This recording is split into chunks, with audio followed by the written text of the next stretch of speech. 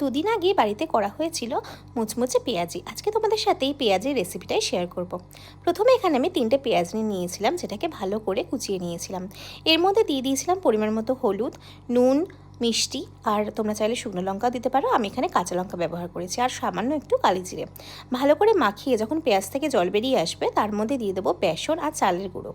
চালের গুঁড়োটা দিলে কিন্তু পেঁয়াজিগুলো প্রচণ্ড মচমচে হয়। এবার গরম তেলের মধ্যে তোমরা তোমাদের পছন্দের আকারে পেঁয়াজিগুলো দিয়ে দেবে, আর তারপরে একটুখানি সময় গেলেই কিন্তু মিডিয়াম ফ্লেমে ভালো করে এগুলোকে ভেজে নিতে হবে।